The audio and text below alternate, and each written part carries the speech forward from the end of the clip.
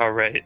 This is the first podcast in I to be honest, I don't know. I forgot to check. But it's the first one that has been 2 straight weeks in God knows how long. Um, but welcome to Safe Golf Podcast. We did one last week to kind of reintroduce ourselves, even though we shouldn't have to at this point. But we took such a break that it kind of feels like I'm a whole new person. Um, Once again, I'm not joined by my favorite co-host. I don't know where Derek is. I like to think he's like on a beach somewhere drinking like a real fruity drink. And then I remember that I'm the fruity drink guy and Derek's the IPA guy.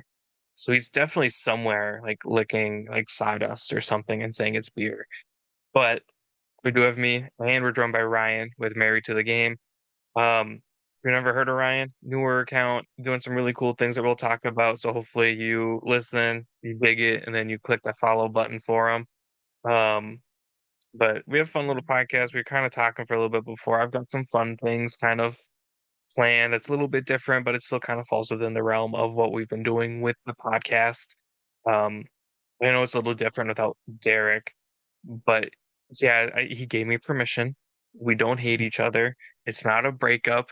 I know he has not posted on his account since August. I know he's still here. He's not dead. It's just been a little nutty. Hopefully he comes back within the next couple weeks and that feels more normal for everybody.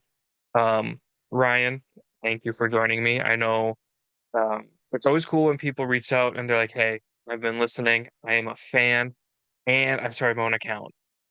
And it's one of those things that I'm like, I know I didn't have any play in that, but it makes me feel good knowing that people are like, "Damn, if you're having these accounts on, I can do that too." I don't know if that's plays any part in it, but I love seeing people start their own businesses and kind of not necessarily like follow a dream, but follow like a passion in some Mhm. cases.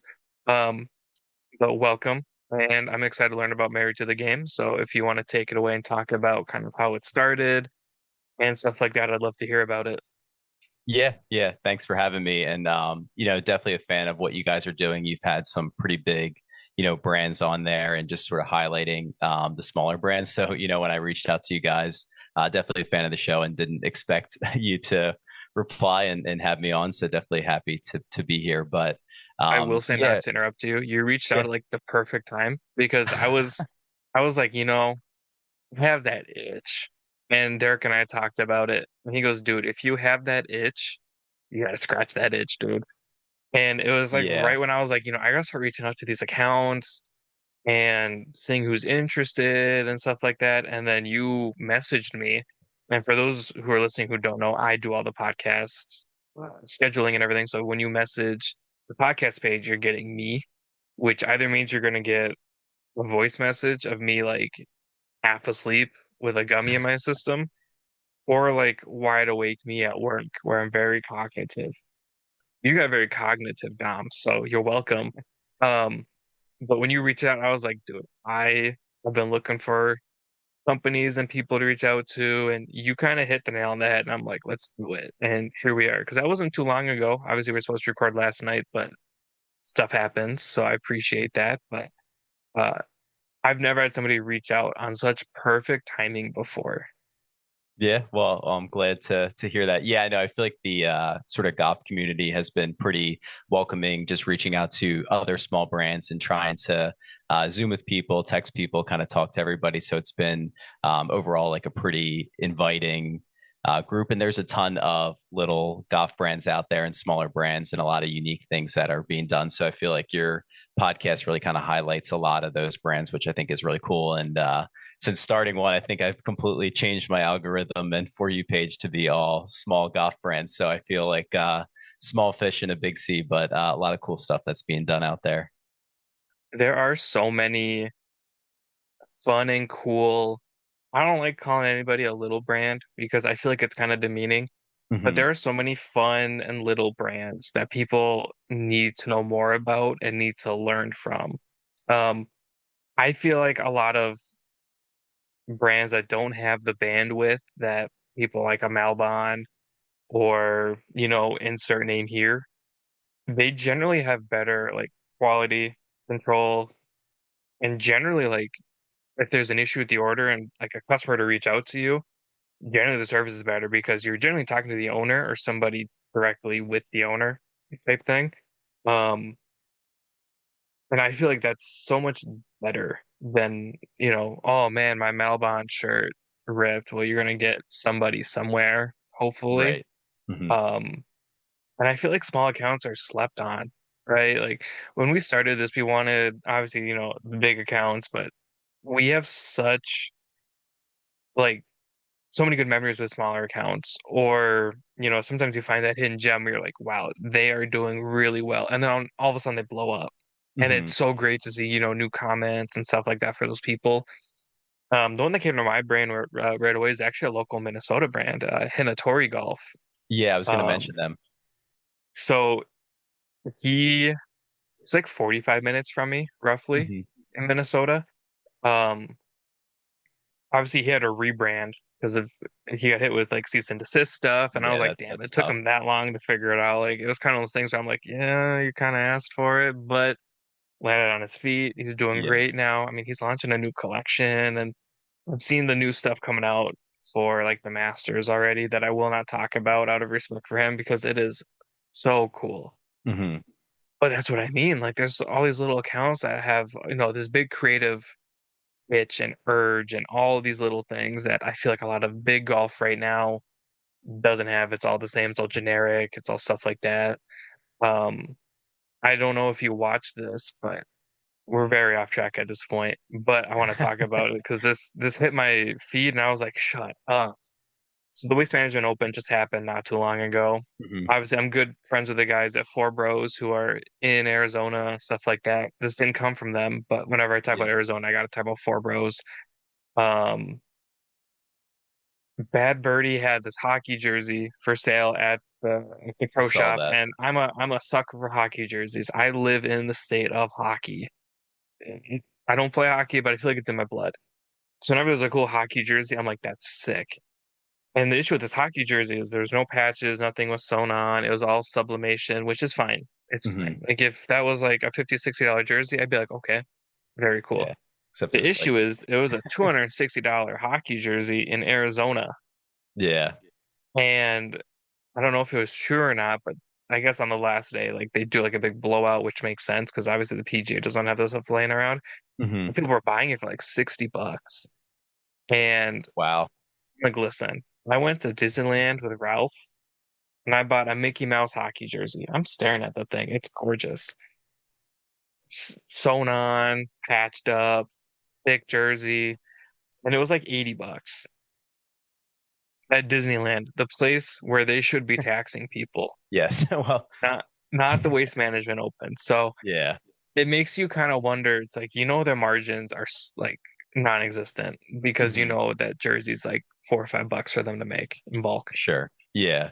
and they're charging that much. So I don't know. That's why I love small brands. It's because the quality's there. And we'll talk about your stuff because it's not super expensive, but like you can look at the pictures and you can see like the grain in like the head covers and like they Hmm. look very high quality. So we'll talk about that. But that's something that grinds my gears, and that's what I think small companies do really, really well, and that's why I love highlighting them. And I think it's so much fun to sit here and talk to like owners of these companies and stuff like that. I love it. It's so much fun. Yeah, yeah, no, and it's definitely inspiring to see like the other small brands like you've had on that have kind of sort of blown up since since that and have grown their following and stuff. But Hmm. yeah, I think like with the smaller brands, you don't really have the red tape that the big brands do, so you can kind of be more free and creative in the stuff that you're making. But yeah, the sort of personable piece of that is yeah, if you're sending an email, it's going directly to me or I'm packing the orders and doing all this stuff. So I think that it is a one man band. So you do kind of have that personability that you don't have with sort of the bigger stores. And for quality control too, like I have a pretty high standard, and I'll talk about a story with that too. But I have a pretty high standard for the products that we offer, and if it's not good enough for me, then I have to take accountability, and that's not something that I'd want to sell or give to a customer, especially with like a small brand. You don't really have that sort of name value that a large brand does. So if I give you a product that's a married to the game product and you get it and it's just so, then you'll probably, never buy from me again. So, you almost have to under over deliver and like undersell the item so that when you get it, you really love the item. It's better than what you thought, and the quality is much higher. So you really don't have, any other room for error with a small brand like that. It's a pro and a con, right? Like Mm-hmm. everybody would love to have the budget of Bad Birdie, of a Melbot. You know what I mean? Like that budget must be incredible. Mm-hmm. But I also feel like when you have that kind of budget, that's when people go, "Oh, I could skim here, or I could skim there," and a lot of it is quality control things. Like we were talking before, I work for Brooks, and Brooks has one of the most rigorous quality controls I've ever seen. Um, I got an email today, and they're like, "Hey, three of these shoes came with stains." And I'm like, okay, first of all, we're gonna fix it. So I sent them three new pairs, and I was like, hey, we kind of want to figure out why this is happening. So instead of just being like, hey, throw them away, I sent them a label that Brooks paid for. They're gonna ship them to our quality control, and we're gonna figure out why that happened. Mm-hmm. I don't know many big companies that are like, well, let's get to the bottom of this. Most companies be like, throw them away. We'll worry about it later. And that's where successful companies, big, small, medium, whatever, are like, hey, I messed up. Let's go back to the drawing board. Let's figure it out. But again, small companies, man, they're the first people to be like, hey, I screwed up. That's a reflection of me. I own that. Let's make it right. I haven't been in too many instances where I had bought something and I'm like, oh, this isn't good from a small company. It's always like, wow, I'm blown away. Like the Hinatori stuff, like his glove, phenomenal. Like, I'm Mm-hmm. so pumped to wear it. I'm pumped to wear Tyler's glove Mm-hmm. from last week with I'm blanking. I've had a long day. I Links. apologize, Tyler, but I'm excited to wear the cap soft. Yeah. Um, that glove blew me away. Hinatori's hats are phenomenal. One of the best hats I've ever seen. I wear a Blue Jay hat all the time. I'm at a Twins game and I have a Blue Jays hat on, and it's not even baseball related because he's on golf clubs. Like, don't yell at me. But stuff like that, I find myself wearing all the time. Mm-hmm. And I'm always constantly blown away by small companies. So that always makes me a little mad when people are like, "Oh, they only have so and so followers and stuff like that," and um, that makes me mad because a lot of people have shut the door on Derek and I because the podcast only has so many, where Safe Par has so many more. Mm-hmm. But we want this to grow organically versus piggyback off of Safe Par, which would be easy, but it's a whole different ball game. Derek spent God knows how many years building that thing, and that's his baby. But I do want to talk about Married to the Game. I want to know the history when you started it. Yeah. Um, I have the website pulled up. I had my third screen on, Uh-huh. and it made me look like a ghost, which I didn't appreciate. Um, but I have it pulled up on my tablet. That way, I can still look at everything, and I don't look like a ghost. So, obviously, we'll talk about it. But I do want to touch on the fact that whenever I see a corduroy hat, Mm-hmm. I geek out. That thing Yeah. gorgeous with the cream and the green, beautiful. Um, but you have the hat, two putter covers, and I like that you have the mallet and the blade because some Mm-hmm. of us, well, I shouldn't say that. I have a I'm a mallet guy. yeah, so I'm a blade guy. If Okay. it's a weird shape, it freaks me out. I'm one of those people. All my Gotcha. putters are relatively the same shape. I'm waiting for somebody to be like, "Hey, we'll send you a putter, and then I'll try something different." Um, but you've got the two putter covers, the hat, Mhm. the glove, which is currently sold out. Uh, Congrats. we'll get to that. Well, I marked it as sold out, but yeah, Oh, not there's a story. congrats. And then you have the ball marker, which is And an the ball instant marker. classic. But if Mhm. you want to walk me through, when you started it, why you started it, did you feel like a fall or like a need started like a gap in the market or anything? Yeah. It kind of started when I was looking for groomsmen's gifts to give my friends and ask them, and I couldn't really find anything that was, personable and unique outside of just like the ball, like the golf balls that say like groom or groomsman on it. So I didn't really see any golf related gifts, which kind of inspired me to create the groomsmen head covers, and like the first ones I made were very like DIY, and these were the ones I ended up giving them, which were just blanks off of Amazon and kind of glued on buttons and a bow tie. That's really But fun. yeah, and it was, and seeing their reaction from those kind of gave me the idea and sparked the idea to get them produced with a manufacturer. So, that little simple idea, we wanted something that matched the suits that we were going to wear for the day, but also was something fun and practical that they could use long after the wedding. And that was really sort of the foundation of the first product to launch that. And then, a lot of my groomsmen didn't even have putter head covers or anything. So seeing them use those and get use out of that was, kind of spark something. It's like it's a fun feeling, right? Being like, oh, Mm-hmm. I made it and they're using it. I do a lot of photography on the side. I do portraits and stuff. So whenever somebody that I shoot with or for whatever, whenever they like set a picture I took as like their profile picture, I'm like, I did that. Yeah. You know what I mean? Like it's fun. Um, and kudos to you. That's super fun to take that into your own hands. I was the best man at my buddy's wedding, and he gave me a case of beer. Yeah. That was that, and like that was it. And then he's like, I should probably do more. So then I got like a Yeti koozie with like my name on it and like a Hmm. loon. Um, but that's super fun. One is super thoughtful because you took the time, you DIY'd it, yeah, whatever. But excuse me, it's fun, it's thoughtful, and I like that it is kind of like, hey, this would be a fun groomsman gift, type thing. Hmm. Um, when did you get the idea to start it as a brand versus just like a one-off type thing?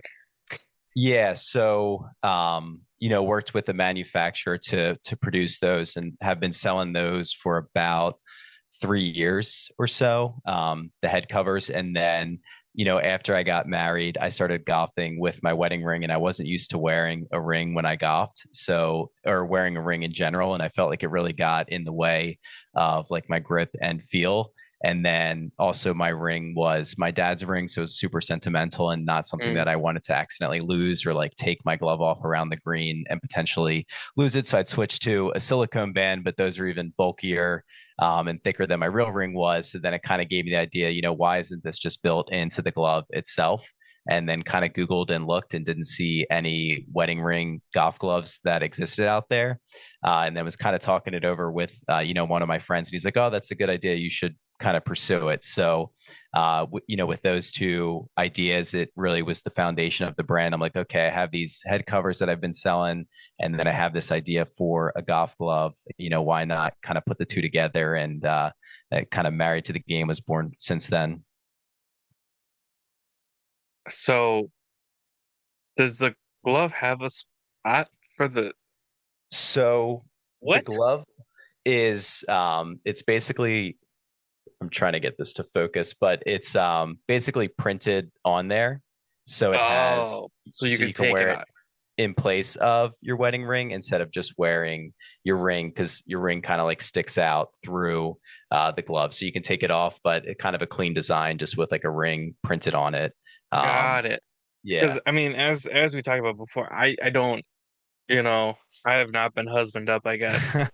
Um, I didn't think about it because I guess when I watch Derek play, he plays, I think with a ring. Hmm. I don't know. I should start paying attention more, I guess, instead of drinking and playing music on the golf course. Like, okay. Because when you were saying that, I was like, did you figure out how to wear like a ring with a glove to where it's not bulky? That's smart. And it's one of those things that's like it makes sense, Hmm. right? It goes along with the brand, and there's a lot of married guys that don't like to take their rings off, and I'm sure you're not the only one who, has like a family ring that you don't want to lose, and Hmm. it's sentimental value, and obviously you're still taking it off, but then you kind of look down at the glove and you're like, it's still kind, you know what I mean? Like it's there in Yeah. spirit. You have like the representation of the ring at least. So yeah, I thought it was a kind of a fun idea, and it doesn't really like impact anything. It's just really kind of printed on the glove. So the whole idea is to not have it interfere, because I know a lot of my friends either just take it off completely or they swap to a silicone one or just play without it. So it kind of gave me the idea to build it in to the ring itself. Genius. I didn't notice that, to be totally honest with you. But I'm also not somebody who, I don't have to worry about that. Like the most annoying thing I wear when I golf is generally my watch. Yeah, me too. Apple Watch. And like that's like my most annoying thing I wear when I golf. So I've Mhm. never even worried about like a ring or anything. And I guess I didn't know the silicone ones were more bulky. I thought they were meant to be more slim for working out and stuff, but I guess not. Yeah, yeah. So that really kind of gave me the idea for the brand. And then the first product, obviously, being like the bow tie head covers, was sort of the inspiration for the logo as well. So our logo is a bow tie with two golf clubs kind of crossing through it. So, I worked with the graphic designer to kind of bring that idea to life, but I was really just looking for something because I think when you think of a wedding, you think of bow ties, getting dressed up, Hmm. but wanted it to have that golf element in there as well. And a few iterations, but really kind of landed on that logo. It's a good logo, I will say. Like I am very biased. I love ours. I love our new one. Shout out to Four Bros. Trev made Mhm. it for us, and he and I talked about it when I was driving, which is probably not the best time to talk about a logo. Is when I'm driving. Very visual thing. It very much is, and I was just sending voice messages and we were figuring it out. But um, I love a good logo. I am very biased. I get to look at ours and I get to see Derek and I in front of a golf course that apparently Trev pulled from Minnesota somewhere. I don't know which golf course it is, and neither does he. So I like to think it's like a very famous one, but we only have like two or three famous ones. So Gotcha. anytime it's like subtly golf, I'm always like a fan because to me that means, I mean, obviously you don't make anything that's like super lifestyle yet, Hmm. but it's kind of fun where you're like, oh, that's a golf brand. All right, oh, I never would have known that. Um, but okay, so you figured out the ring, Hmm. and then you figured out the head covers. Do you have anything else in mind? Like, do you have anything burning in you that you're like, I can fix this? Yeah, so I think from that perspective, I want it to be a brand that does have that wedding themed golf gifts there. So you can kind of be a one-stop shop. So if you're like a bride looking for a gift for a groom, or your groom looking for a gift for, your groomsmen, you can go to the Married to the Game site and kind of find all those products, but also to be a brand that's just bigger than just people that are married golfers, which is kind of why I have the shortened version, which is just M2TG, which kind of, plays to other people that are not married, maybe living the bachelor life, but are, married to the game of golf and know how, addicting the hobby can be, and how much it kind of soaks you in and brings you in, and how, difficult it is to get a little bit better, whether you're, grinding at the driving range or trying to do one little thing just to get, 1% better. How much the game is really kind of addictive and soaks you in. But one of my buddies, he's played 9 holes with me once, and it's his first time ever playing golf. And this was years ago, but like every once in a while, he's like, "Hey, like he kind of got that bug, Hmm. you know." Yeah, the bug. He hit probably one of the best shots I've ever seen a first timer hit, and I'm like, "Shut the fuck up!" Like, there's no way he hit.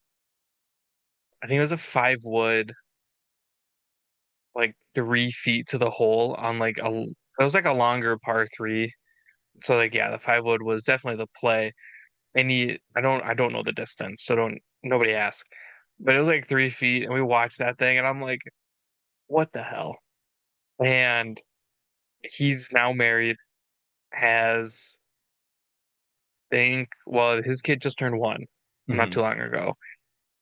And it's one of those things where it's like kind of want to get him into golf, but I don't think his wife would be super appreciative if I got him into golf.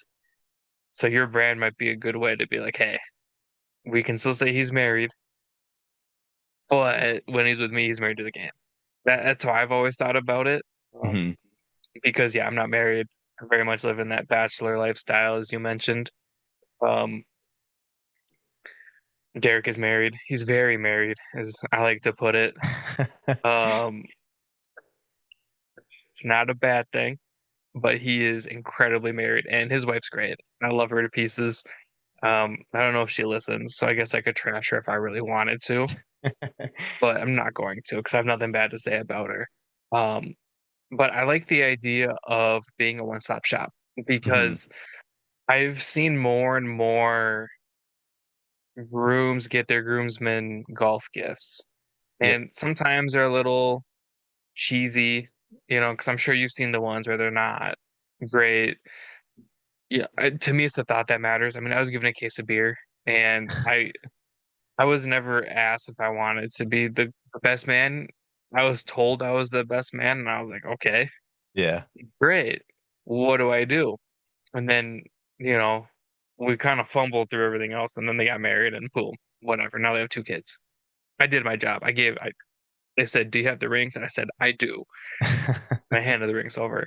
Um, but if you could add like one thing that isn't, super marriage based, I guess I don't quite know how to word it. Is there something that you would be like, "Hey, I'd love to add this, but it doesn't quite fit the branding"? So I think if I could sum up the brand, it would be like timeless, clean, and classic, and that's really what I'm trying to do. So right now, I'm developing like polos and stuff too, and that's not really going to be married themed. There are going to be like really heavily married stuff, like you said, kind of gifts that aren't throwaway gifts or like super chuggy or cheesy. Mm, And like you get and you always get like kind of like the same stuff. Like I've been a groomsman before and gotten a text message, and that was my thing. But I think you've kind of seen like an increase in people, getting into it as well from the groom's perspective and trying to get something that's a little bit more unique, put more thought into it, and give gifts. So I think like for us, I do want to be that one-stop shop for those gifts and for them to be versatile gifts and quality gifts and not something that is like throwaway, something that they'd get more use out of. But in terms of like a brand, like the corduroy hats, as you mentioned, like I feel like that's a classic hat because I didn't see anything out there. I have, I don't know, 75 golf hats that I can wear on the golf course, but I don't have like a golf hat that I could wear in like a more casual setting. So that is why, I kind of launched with the corduroy hat and something that's a little bit more casual that is golf themed, but also something that, I could wear out to like a bar or somebody's party or something like that, which is a little bit more like dressy. So just trying to kind of fit that niche and find products that I don't really see out there and try to create them myself. So starting a golf brand is a bit of a undertaking, but really it all stemmed from things that I didn't see in the market and that, as a golfer, as a married person or whatever, or somebody who just wants something stylistically that wasn't out there, that's kind of what I'm trying to create. I appreciate that you said I want to make polos, but don't want to make them wedding themed Mm-hmm. because here's what I envisioned. I'm by no means a designer, and by no means is anybody paying me to design anything, which they should never do. I pictured a white polo, goes along with everything else, with like black suspenders somehow built in, and then like a black bow tie like sublimated on. You know what I mean? So I'm happy that you're not going that route. Definitely I not. think this is why nobody pays me to do any design work because I don't even know where I'd start. That would be my big idea. Um, but over my shoulder, the Twins, the Minnesota Twins, the baseball team. Mhm. Some people don't follow baseball, so I feel bad having to like explain who the Twins are. I I fucking gotcha. hate them right now because they suck, and it's gonna get worse. It makes me sad. Anyways, that's a corduroy Twins hat, and they came out with them when they did their City Connect stuff, and Hmm. um, I was like, one, it's sick. Like, how many corduroy hats are there? And then I wore it, and I'm like, this is hot. Like it. I didn't help that I wore it on like a 90 and like humid day. Just where Hmm. any hat is hot, but the corduroy really like trapped in that heat. But that thing casually, I love it. So Hmm. whenever I see a corduroy hat, it's great. I have a 3M open one that the branding is so stupid that I had to get it. Normally with the 3M open stuff, the thing is the compass and it points north, North Star, or, Minnesota. It's just three M's. Like it's MMM. Gotcha. And I'm like, what is this? And then they're like, it's free. And I'm like, I need it. So I had to go find it. Um, but it's corduroy and I love it. So Hmm. in terms of like a lifestyle brand, you kind of hit the nail on the head with that one. And the colors are great. I love kind Hmm. of the cream and green. It does a good job. Like they work well together, but they also pop off each other in a Yeah. way that makes sense. Um, I don't know if you have other colors planned for that, but like a blue one, like cream and blue is always a classic. Yeah, yeah. And I think of like sort of like the wedding, like a suit's never gone out of style. Black and white has never gone out of style. Like these Hmm.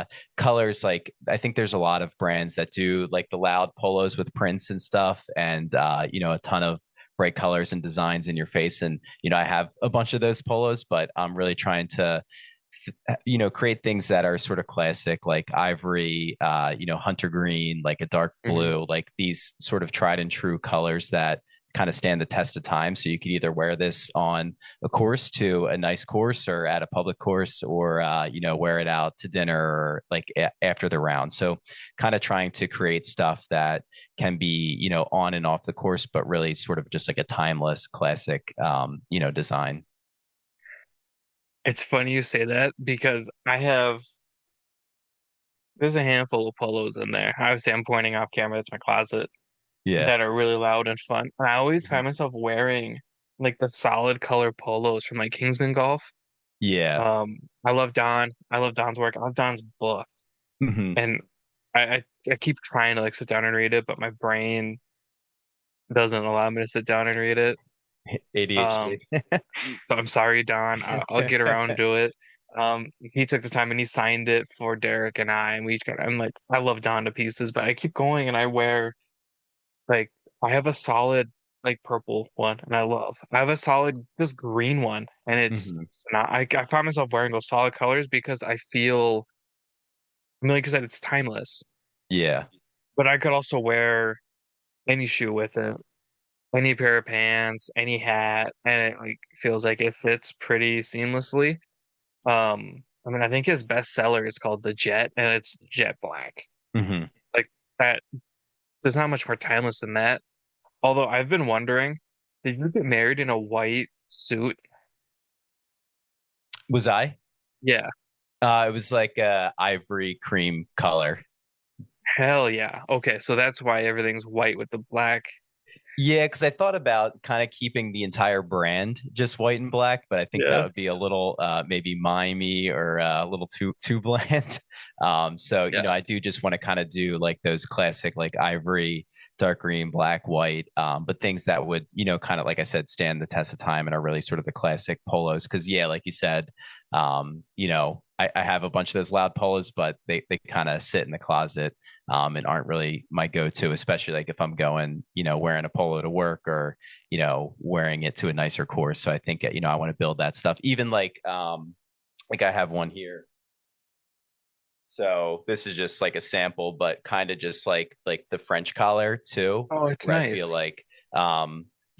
like subtle details where like there's not a lot going on with the polo, but it still has a lot of thought, is well curated and has sort of that classic look to it. So I feel like the collar is one thing that the way that lays makes the polo just kind of look a little bit more like I've elevated than never seen a collar like that. yeah, like the French collar. So, and then even like growing up, I remember as a kid, I always hated the tags in the back of your shirts. So Hmm. I was always swore if I started a clothing brand, I would never have a tag in there. So I would, make sure that that's always like heat pressed because other than size, there's no need for you to have like a tag in there.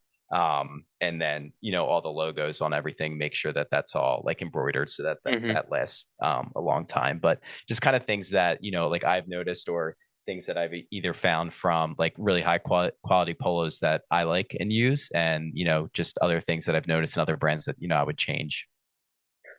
Yeah, that collar, I've never seen anything like that before. That is, it like it looks unique enough to where somebody would be like, "What? How? Like, what is that?" I like it. I think it looks really Mhm. clean.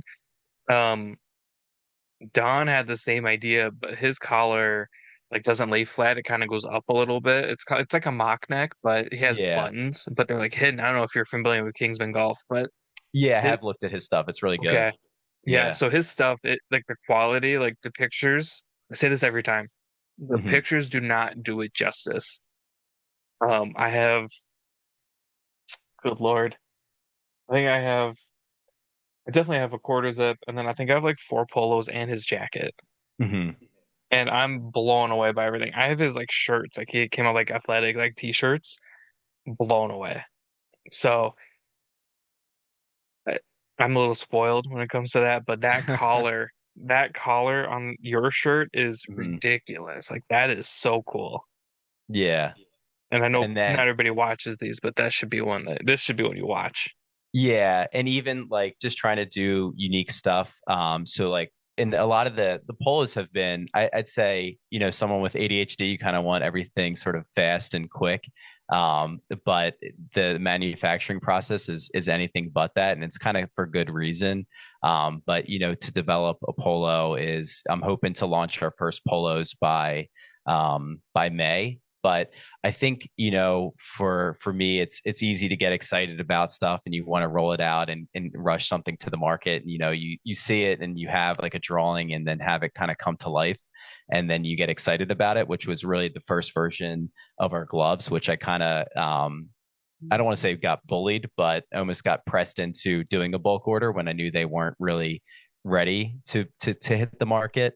And I ended up buying 100 gloves that I'll never sell because the quality isn't what I wanted it to be. So that was kind of a tough lesson learned. But what I said earlier, which is like the first interaction with the brand is so important that it's better for me to sit on gloves that I know aren't 100% than to sell them and rush something to the market. Because if you get a glove and it's not exactly what you like, or you get a product, then you'd probably never buy from us again. So I think having that accountability and transparency as a brand is huge with a smaller brand, and really just trying to build that relationship and continually come back to us because see our quality and the thought that we put into our products.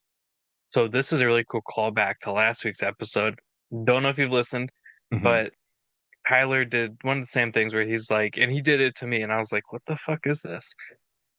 If you order a glove, I don't know if he's still doing it, but when it came to me, um, he sent me one of his like prototype samples, and he's like, this is where we started. Don't judge us where we started. Judge us where we are now.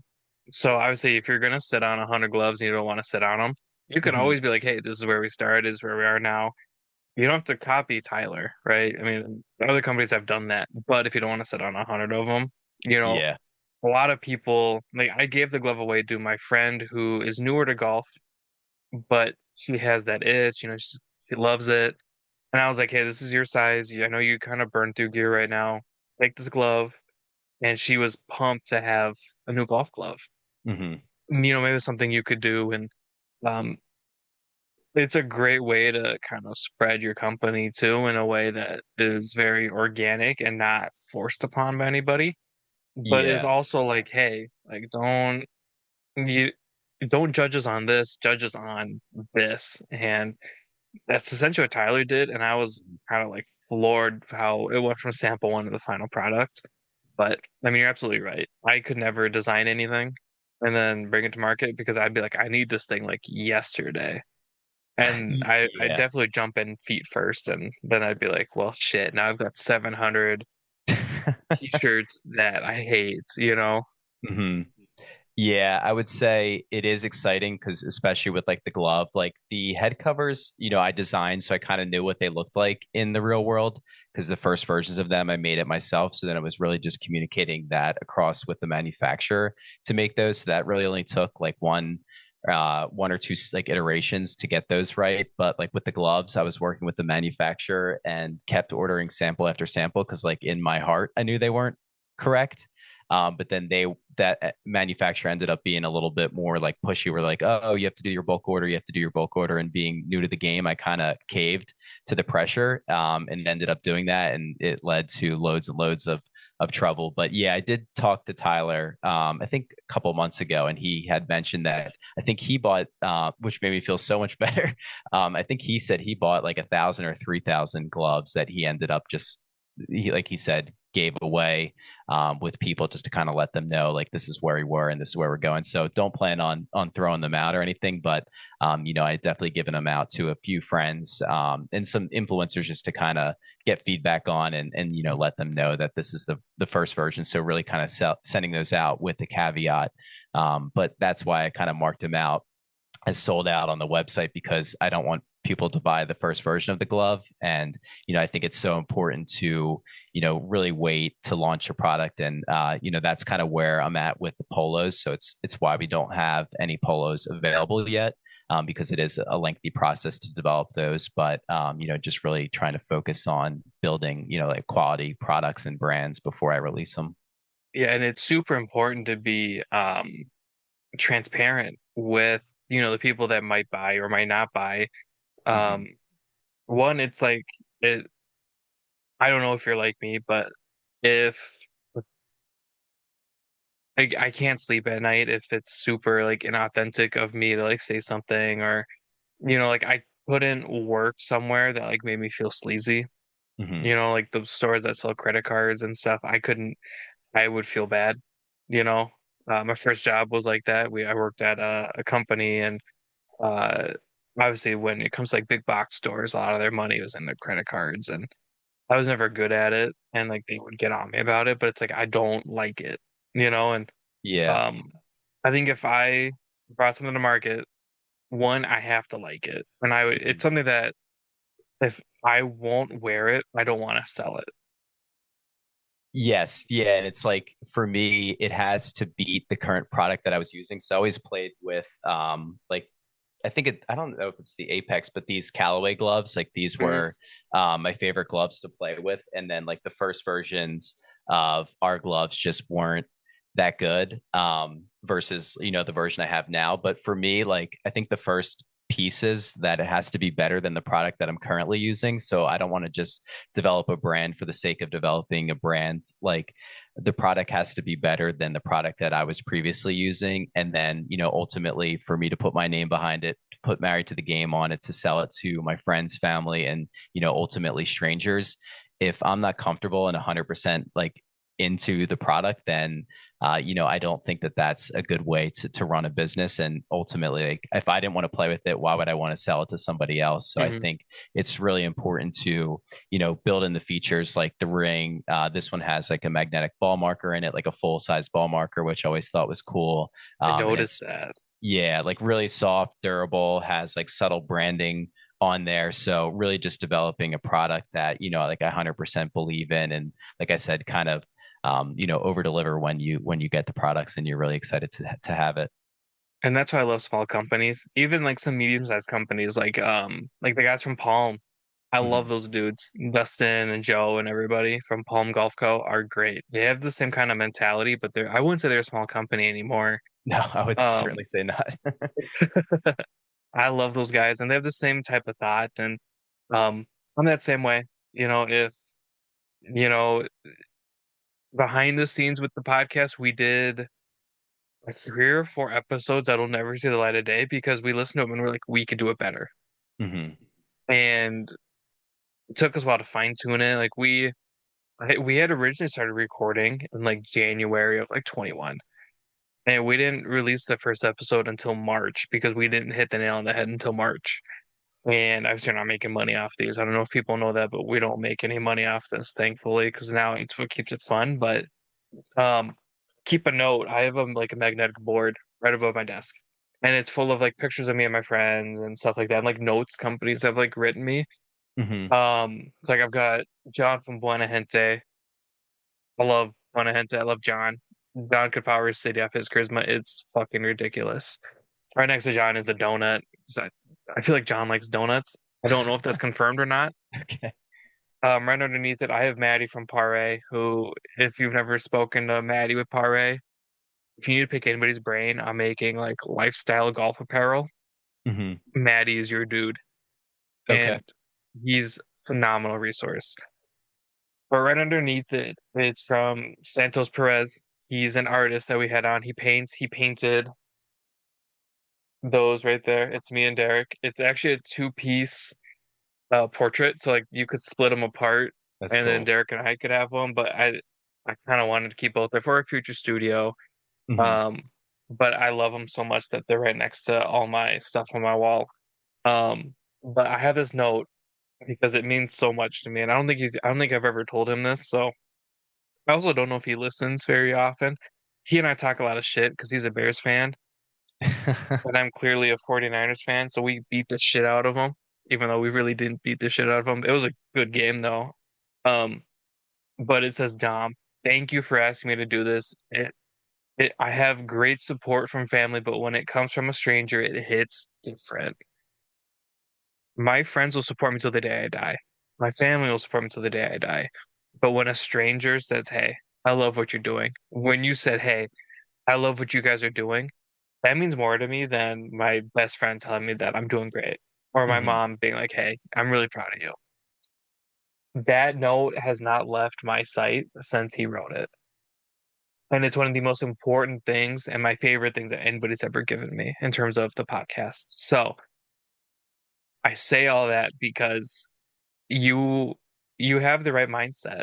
And it's going to come down to exactly what everybody's afraid of is the strangers, Hmm. right? It's, I'm sure your wife supports it. I'm sure your parents and your friends support it. But when a stranger buys something and then they repurchase it because they liked it so much down the line, like Hmm. that's one of those feelings that is crazy. And it's one of those things that's like indescribable. So that has never left my sight. I might message Santos later today or tomorrow. He's in Cali, so it's like 2 hours difference. So it's probably not too late, but that has not left my sight. And it is right there, right next to my Debo Samuel picture because Debo is a god. Um, but that has not left my sight. And whenever I read it and I'm having a hard time, it really makes my day. So, um, small companies have a whole lot of power, and I hope you know that because you have the keys that the big companies don't have, which is being personable. So, Hmm. I don't know where I was going with that, but I wanted to share that with you. And I've never talked about it before. I love that note, and it means the world to me. And then I get to look at my beautiful face every day right next to Derek's beautiful face. So, um, yeah, keep it up, man. It's tough. Golf right now is super saturated, but how many of these Yeah. companies have staying power is my question. Hmm. I don't think there are too many of these small companies that have staying power. I don't think there's too many of these big companies that have staying power. I think it's going to come down to the genuine companies of genuine people. Yeah. Yeah. I think there's, a lot that goes into it. So, just trying to kind of put, everything into it and make it as good as I can. I could never do it. So kudos to you. I'll sit here and talk all day and have the time of my life. But when it comes to bringing a product to market, I could never do it. So hats off to you. Hats off to everybody that does it, big or small. Um, yeah, I if you need help, you talk to Tyler. Tyler's a great resource. He's been great. Maddie with Pare, just tell me you talk to me. Maddie's great. Hmm. Nothing but good things to say about Maddie. Pare is one of my favorite companies out there right now, and it's super casual, but Uh, his golf story is phenomenal. I mean, his dad and him playing, his logo is literally him putting. And I made fun of him for a little bit, but he knows it's all love. But um, so we kind of talked about everything now. You said the polos you're trying to push out in May. Is Hmm. there anything else coming? Like, do you have t-shirts planned, more corduroy hats? Do you have any like fun bow tie gloves, I guess? Yeah, so I think after this next round of gloves, I definitely want to do a round of gloves that also don't have a ring on them. So just for like regular, everyday golfers too. Yeah. But like even like our packaging is like the back of the Oh, glove fun. box is supposed to look like a groomsman like suit hanger bag. So like really just a lot of Oh. like it's not going to show up on camera, but just No, like a I lot see of it. like I get it.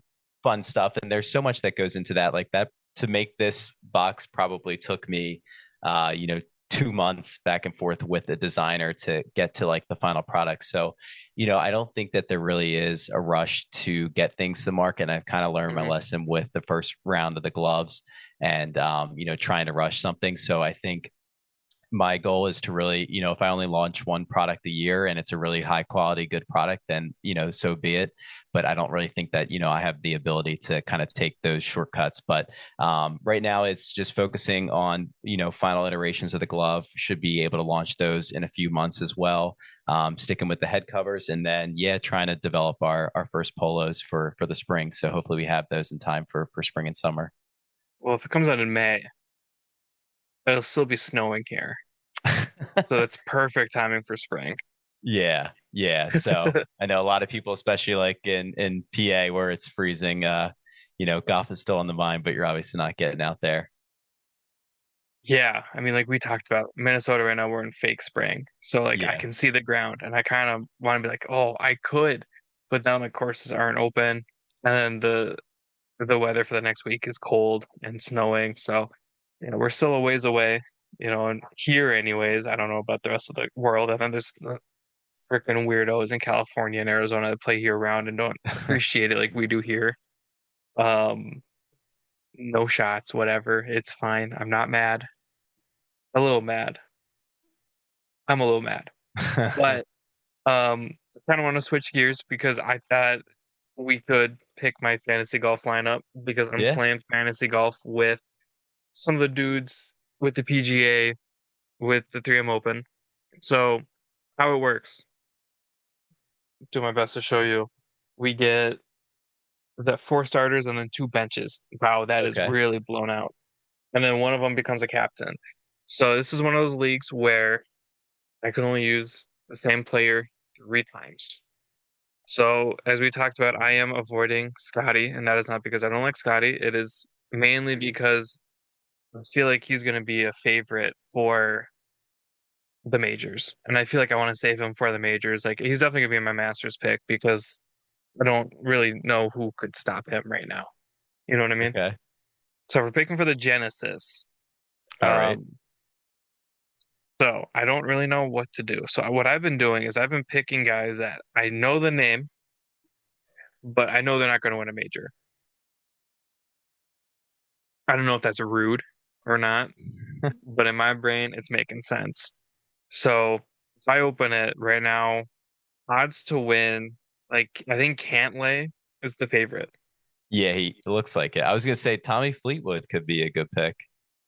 I we're a fan of Tommy on the pod, so Yeah. let's pick Tommy. We do like Tommy Fleetwood. He's one of those guys that I feel like is underappreciated until he wins, and then everyone's like, I fucking love Tommy Fleetwood. Yeah. He's Pretty lovable quiet, guy. and really my whole plan for because I've never done fantasy golf before. I'm a big like fantasy baseball and football guy. Hmm. Um, I just don't want to come in last because I think the top three win prizes, and right now I'm in like third place overall, which is perfect. Yeah, so we're going Tommy. I like that pick. Um, how do Hideki, you maybe? feel? Ooh, Hideki? yeah, we do Hideki, Matsuyama. Oh, I've already used him before. Fuck it, Oh, let's you do it. have? Oh, fuck it, let's do it. We're doing it. He's locked in.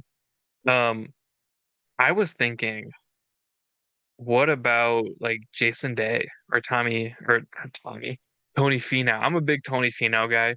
I think I like Finau. Tony's Tony's presence is super fun, but I like watching him because he makes golf look fun. Where I feel like not everybody does that on the tour. Like you watch like a Rory, and I historically I'm not a Rory guy. Hmm. He's kind of a bitch, which is fine. But he doesn't make golf look fun. Where you watch Tony, Tony looks like he's having the time of his life, and he could be like 15 over. Yeah. You know what I Or mean? or Victor, he's always smiling. Hovland. Yeah. Yeah, I love Victor. So let's pick Tony. So who is a name that I haven't used yet that I'm not familiar with? I like to try to hit like not like a small guy, but like a guy that's not super well known and be like, damn, this might be his come up.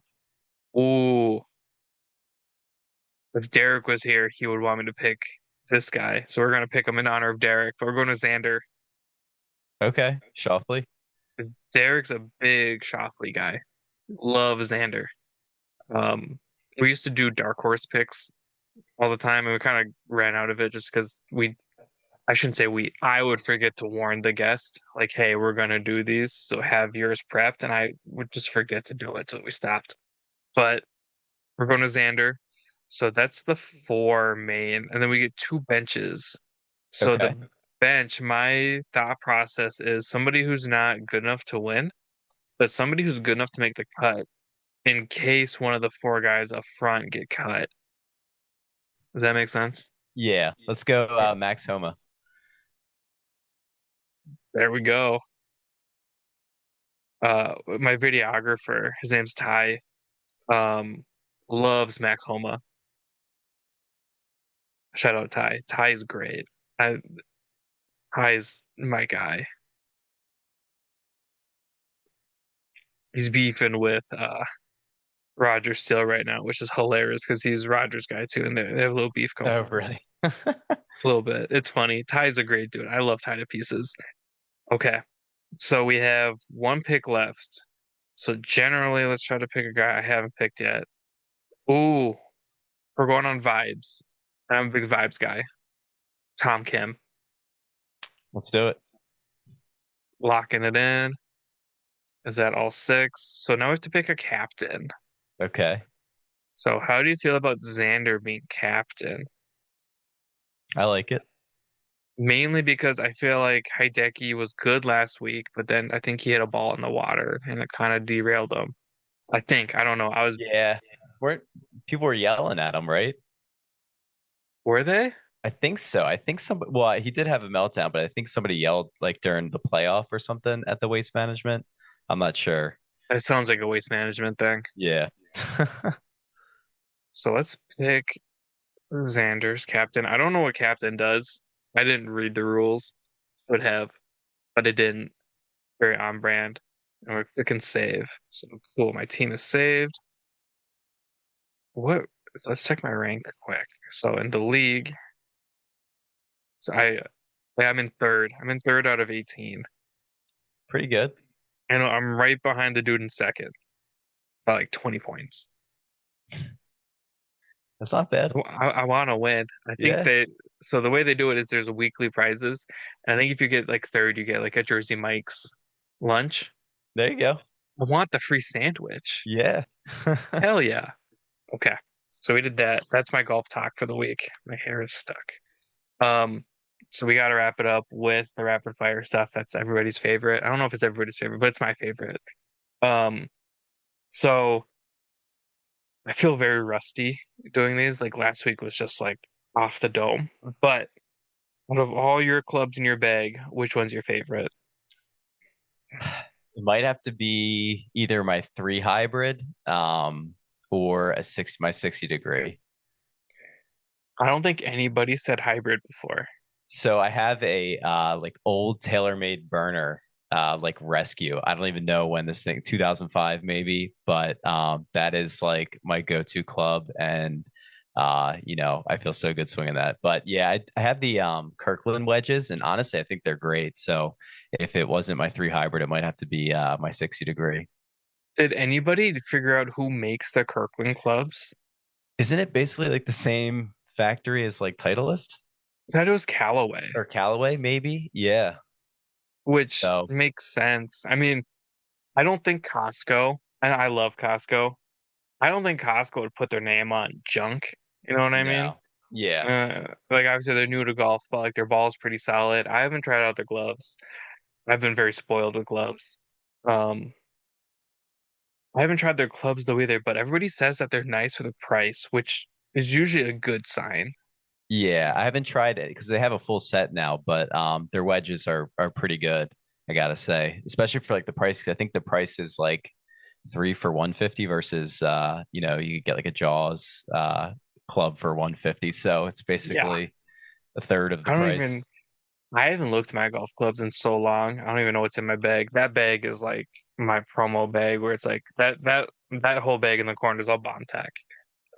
Oh, that's funny. I love the bomb tech stuff. Don't get me wrong. Thank you, Willis. But okay. The burners seem like that. I think that's one of those clubs. I don't know when. I mean, they've been around forever, Hmm. but that's one of those model years that people come back to and they're like, yeah, they still play. Yeah. I've never So owned I one. don't think I'd ever get that out of my bag. Yeah, that's me and my 2 iron. It's not going Okay. anywhere. I hit it like shit, but every once in a while, I hit it real well, and I'm like, oh, it feels good. Yeah. Yeah. Oh no, it's my putter. I'll never get rid of my putter. I have a Mizuno putter. Okay, Blade. I love it. It's blue and it has like the where the logo is. It's like burned, so it's some purple and some lights. That's pretty cool. Well, they have Oh, the it's blue wedges too. Those yeah. are pretty sweet. Not a fan. No? Yeah. No, I'm weird in the brain. Like we talked about, like if my putter's a weird shape, it like messes with me, and I'm like, "Ah, I can't hit it. If Gotcha. wedges are like a certain color, I can't do it. Yeah. Like I fuck, what is in my bag? It's been so long. Oh, they're Titleist. I have Vokies. The Duh. Vokies, yeah. Those are classic. They're like the oil can color where they're kind of gray. Yeah, yep. And in my brain, how I justify it is there's a big enough contrast against the ball to where it's just like fluid. Hmm. I used to have white wedges, and I still have them. They're somewhere in that corner. The white messed with my head against the white golf ball. Yeah, I don't know if White would play. They're pretty. They were pretty. But yeah, Yeah, they're white and baby blue. It's gotcha. That's pretty hell of a cool. combo. Oh, don't know what I was doing, but it was sweet. Um, we talked about your favorite club. Do you have a favorite golf course, whether it's in your area or just in general that you've played? Not that you want to play, but like that you have personally played? Yeah, yeah, there's definitely a few. I don't have you been to Arizona and played out there? No, no. Okay. We held an event in Arizona, and Hmm. I was the only one who didn't go because I Gotcha. refused to leave my staff to figure out how inventory works. And boy, I should have gone because they figured it out real quick. Yeah. Yeah, there's a course, Talking Stick. It's called the Oh, Peaposh course. I think they have two courses there. That one was really nice. And then I played Quarry Ridge in the coast of Curacao. So it's like ABC, Aruba, Bonaire, and Curacao. So for our honeymoon, dang. there was a golf course and snuck out and played there right off the coast of the island. So that was pretty cool. I'm gonna have to look that up because that sounds gorgeous. Yeah, yeah, the views were pretty great. And then locally, so like in the PA area, Wyncote, Broad Run, Honeybrook, those are all pretty good courses around here. So those are kind of like my go-to. Yeah, you should have led at that one in Curacao. That's Yeah, it's really cool. It's actually the picture on the website of like where the married on the I think it's on our story. That picture is I took at Curacao, so that was kind of like one of the pictures I put up there. I'll have to look later. Yeah. I was fortunate enough, and Derek was there too. So it was cool to share this experience. We weren't in the same group, which was super fun because whenever he and I play, it's always together. So whenever we get to like split up, it's a little bit more fun. Hmm. Um, I was with Brendan from Duffin Up, and then Raul and Hector from Los Golferos. But a big group of us played Tierra Rajada in SoCal, which is on the side of a mountain. Yeah. And let me tell you, elevation was beautiful. I feel like or I shouldn't say every hole, because the one it was like hole two where I almost like pulled out and I couldn't even see the green. It was beautiful, and I saved par, so Derek didn't have to fire me. Um, but that course is gorgeous. I shouldn't say every, but a lot of the greens are elevated, so then you're hitting down, and I feel like my ball is flying. But when we played, it was super hard. Yeah. So I'd be Yeah. like, wow, hit that beautifully. And then it would hit and then just like bounce off the side of this mountain, essentially, Yeah. never to be seen again. Hmm. Um, that course is beautiful and it's surprisingly affordable for what it is. Okay.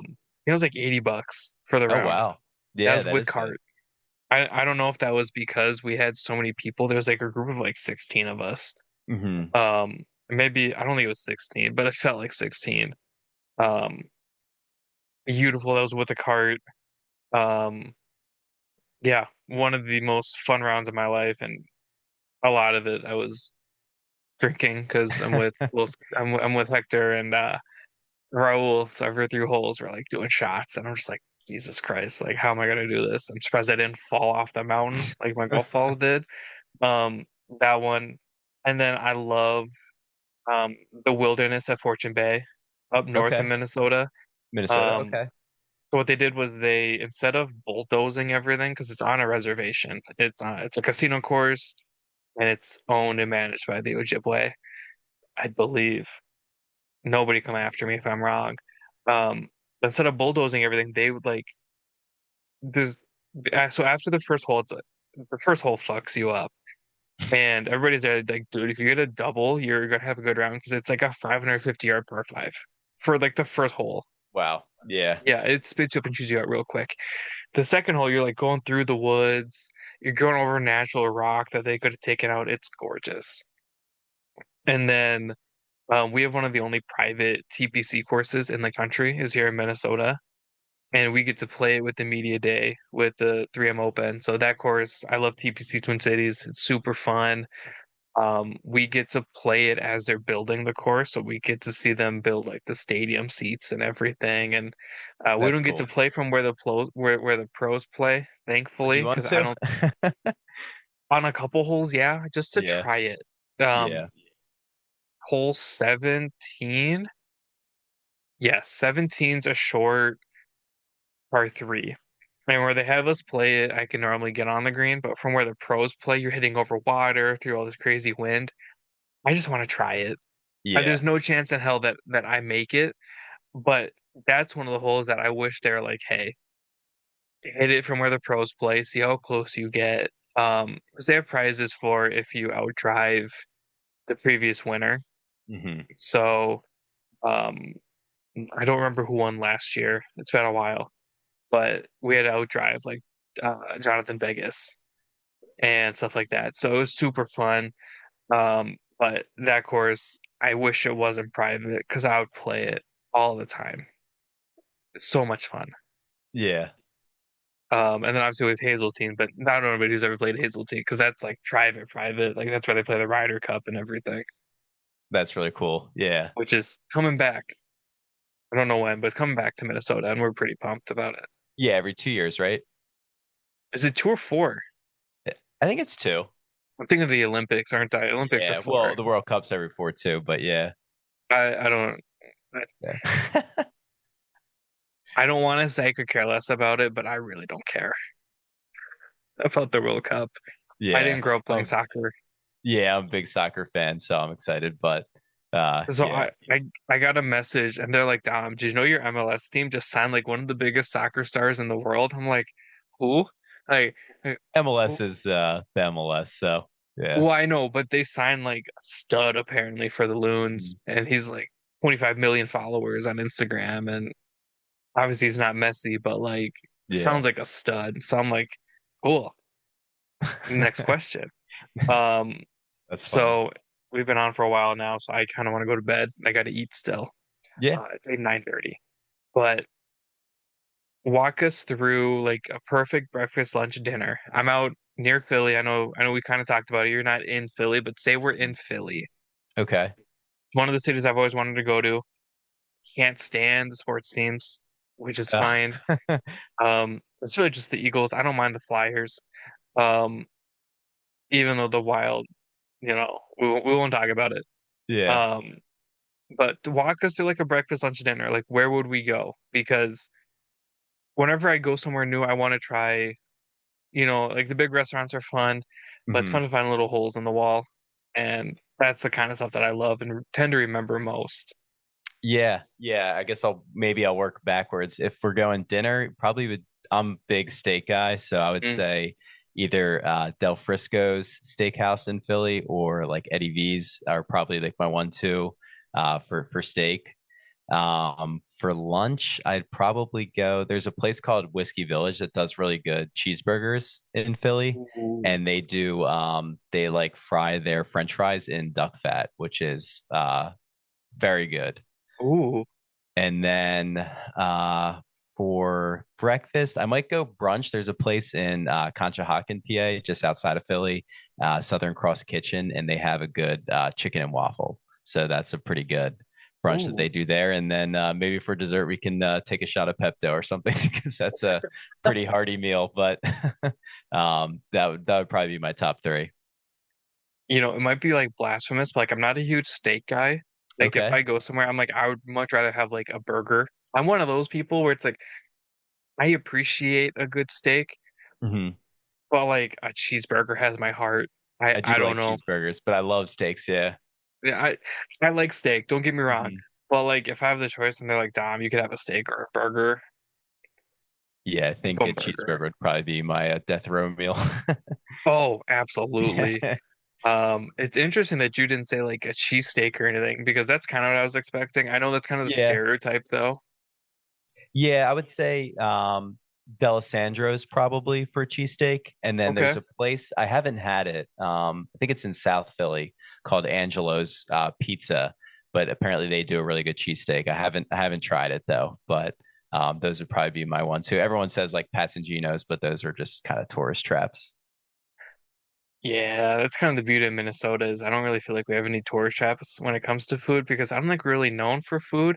Like Hmm. I guess I mean I live here. I don't even know if people are like, oh, you gotta go to Minnesota and get this food. Like, I Yeah. don't like I don't even know what that'd be. Like lutefisk. Like nobody wants lutefisk. Um yeah, I can't think of anything. Yeah, I Any don't know. good? Yeah. We there's a super good Ukrainian deli Okay. in Minneapolis, and I would die for that place. When they followed us on Instagram, I like shit a brick. I was like, there's no way. I think I messaged them. I'm like, guys, I love your guys' food. It's so good. What do they have there? Like, what's their what are they known for? So it's a Ukrainian deli, and it's Kremarchek's. That's the name is Kremarchek's. They've been on like diners, drive-ins, and dives and everything, and it's so good. And even now, it still feels like a little hole in the wall. Hmm. Attached to the restaurant is like an actual deli to where like you could go buy like the sausages and everything. The cool thing is it's cafeteria style. So you get a tray, you walk around, you're like, oh, I want that, that, and that. That's pretty Um, cool. it's super good. So when everybody flew out for the Minnesota event, a group of us went, and everyone's like, dude, like, what? Where are we? I'm like, trust me, like, listen to me, trust me on this. Um, they have the best Reuben I've ever had. Okay. Their corned beef sandwich is super good. They have a good mushroom soup. If you like mushrooms, they're very hearty. Not at all. Okay, we'll axe that. Their pierogies are Oh, really I good. love That's like pierogies. Those are the good. the pierogies are phenomenal. Okay. Um, and then they have like cabbage rolls that are really good. So good. And then to end it, they have like dessert cakes. Like they have a carrot cake. I swear to God, it's like that thick. Oh my gosh. And listen, I watched Ralph from Los Golferos take down the Reuben. He's like, Dom, that was phenomenal. That was not as white as I thought it was going to be. I'm like, no, they know how to season stuff here. And then he went back and got like the corned beef or pastrami sandwich. And each sandwich is like that thick. Hmm. Ate it all. He ate both. And then he goes back and gets the carrot cake. And I'm like, holy shit, dude. He goes, dude, this place is bomb. And I'm like, I told you, dude. And it's right downtown Minneapolis. It's like a little hole in the wall. It's like one of my favorite places. It's so good. I'll have to look that up. Those are like the best places usually. Oh, absolutely. It's so good. But thank you for Yeah, joining thank me in you. my ADD. Um, we're looking forward to seeing the polos and everything else come out. Um, if you need any contacts, let me know. Be happy to connect you with Maddie or whoever, if it helps you, whatever. A lot of you said it best. Hmm. The golf community is very welcoming. I know it seems very scary because there are some really bad accounts that are like, just don't talk to them. But Hmm. there's a lot of really, really great people in this community that have helped myself and Derek and that we love to work with. We love Maddie. We love to work with the guys from Four Bros. John and Trev are like the dudes. They are super fun. They do great casual apparel. So if you ever need to pick anybody's brain, they'll shoot the shit with you. They're a little out there as people, and we're still recording because I want them to hear that, and they know they're out there as guys. But those two dudes, I know like they have my back and have their back. Mhm. Like they're phenomenal dudes. So if you have questions or you need contacts, let me know, and Yeah. we'll definitely put feelers out for you. But thanks for joining me. Excited to see the future of Married to the Game, and I'm hoping it doesn't get too marriagey, just because there are people like me who like the direction you're going, and Mhm. I don't have that ring. Yeah. No, we're definitely looking for products. I'll have to send a corduroy hat your way too. I'm a sucker for corduroy hats, especially Yeah. cream. Like fuck, which way is it that way? I have a Yeah. type of hat, and it's cream corduroy. They're money, dude. Yeah. I'll send you one. I'll wear it. Trust me, I'll wear it.